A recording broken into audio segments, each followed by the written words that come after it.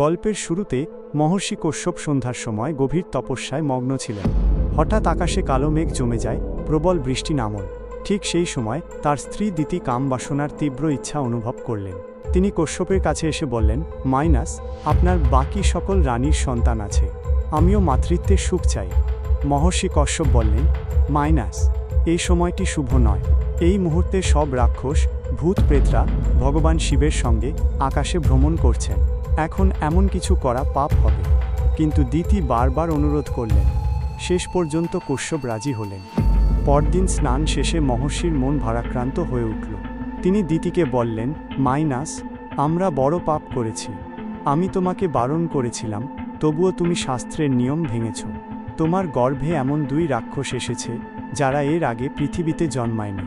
তাদের প্রভাবে 3 লোকেই হাহাকার হবে। যখন তাদের অত্যাচার সীমা ছাড়াবে, তখন ভগবান বিষ্ণু অবতার নিয়ে তাদের বিনাশ করবেন। এই কথা শুনে দিতি ভয় পেয়ে কেঁদে ক্ষমা চাইলেন। কিন্তু তাতে আর লাভ হলো না। সময় এল, 2 দানব জন্ম নিল, মাইনাস। শুক্রাচার্য আনন্দে তাদের নাম রাখলেন হিরণ্যকশ্যপ ও হিরণ্যাক্ষ। তারা বড় হতে লাগল। শুক্রাচার্য তাদের শেখালেন কালা জাদু, অশুভ বিদ্যা, অস্ত্রবিদ্যা, যেন তারা সঠিক সময়ে ভগবান বিষ্ণুকে হত্যা করতে পারে। তাদের মনে ঢুকিয়ে দিলেন, তোমাদের একমাত্র শত্রু বিষ্ণু। হিরণ্যাক্ষ ও হিরণ্যকশ্যপ পাতাল লোককে ধ্বংসযজ্ঞে পরিণত করল। মানুষ তাদের নাম শুনেই কেঁপে উঠত। পৃথিবী লোকের এক রাজ্যে সুখে শান্তিতে মানুষ বাস করত। প্রকৃতিকে ভালোবাসত, পশু পাখিকে স্নেহ করত। সেখানে ছিল ভগবান বিষ্ণুর এক বিরাট মন্দির। কিন্তু এই রাজ্যের দিকে নজর পড়ল 2 ভাইয়ের। তারা এসে রাজ্য ধ্বংস করল। রাজাকে ধরল। হিরণ্যকশ্যপ বলল, যে ভগবানের কারণে পৃথিবী টিকে আছে, তাকে আমার সামনে আনো। রাজা অভিশাপ দিলেন, মাইনাস, আজ থেকে তোমাদের পতন শুরু। অহংকারে তোমাদের মৃত্যু নিশ্চিত। হিরণ্যকশ্যপ রেগে রাজাকে হত্যা করল।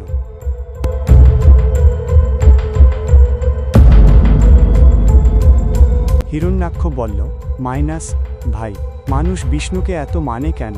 হিরণ্যকশ্যপ বলল, মাইনাস, সে কেবল দেবতাদের বন্ধু। আমাদের অসুরদের অপমান করে, চাতুর্যে সবাইকে নিজের ভক্ত বানায়। হিরণ্যাক্ষ প্রতিজ্ঞা করল, মাইনাস, আমি পুরো পৃথিবী লোক ধ্বংস করব। সে পৃথিবী মাতাকে ধরে সমুদ্রের গভীরে ডুবিয়ে দিল। দেবতারা ব্রহ্মার কাছে গিয়ে বললেন, মাইনাস, হে সৃষ্টিকর্তা, এরকম বিপর্যয় কখনো আসেনি। ব্রহ্মা বললেন, এদের সঙ্গে কেবল বিষ্ণুই লড়তে পারেন। তখন ব্রহ্মার হাঁচি হল, আর তাঁর নাসিকা থেকে জন্ম নিলেন ভগবান বিষ্ণুর বরাহ অবতার। তিনি সমুদ্রের তলায় গিয়ে পৃথিবী মাতাকে উদ্ধার করলেন। হিরণ্যাক্ষের সঙ্গে তীব্র যুদ্ধ হল এবং বিষ্ণু তাকে বধ করলেন।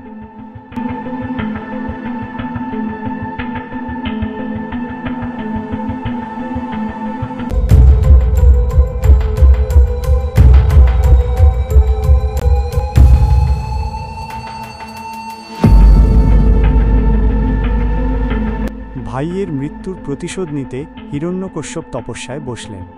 এক পায়ে দাঁড়িয়ে কঠোর তপস্যা করলেন। ব্রহ্মা তুষ্ট হয়ে বললেন, মাইনাস, কি চাও? হিরণ্যকশ্যপ বলল, মাইনাস, আমার মৃত্যু যেন না হয়। মাইনাস, না কোনো জীবিতের হাতে, না মৃতের হাতে, না মানুষে, না পশুতে, না দিনে, না রাতে, না ঘরের ভেতর, না বাইরে। ব্রহ্মা সম্মতি দিলেন। এদিকে তার স্ত্রী কায়াধুর গর্ভে জন্ম নিলেন প্রহ্লাদ। তিনি বিষ্ণুভক্ত, নম্র, সবার সাহায্যকারী।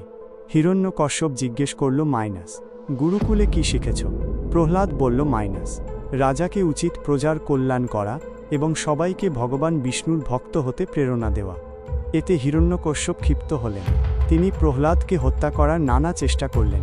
হাতি দিয়ে পিষে মারা, পাহাড় থেকে ফেলা, সাপ দিয়ে দংশন করানো, সমুদ্রে ফেলা, কিছুতেই কিছু হলো না, কারণ বিষ্ণুর নাম জপ তাকে রক্ষা করছিল।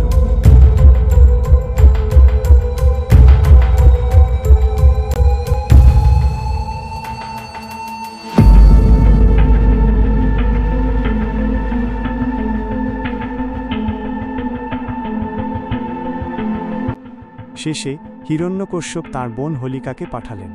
আগুনে না পোড়ার বরদান ছিল তার। সে প্রহ্লাদকে কোলে নিয়ে চিতায় বসল। কিন্তু প্রহ্লাদ রক্ষা পেল, হোলিকা ভস্ম হয়ে গেল, কারণ শক্তির অপব্যবহার হয়েছিল। সবশেষে হিরণ্যকশ্যপ প্রহ্লাদকে তিরস্কার করে বলল, তুই যে ভগবানের নাম নিচ্ছিস তাকে ডেকে আন। প্রহ্লাদ বলল, প্রভু সর্বত্র আছেন, এই স্তম্ভেও।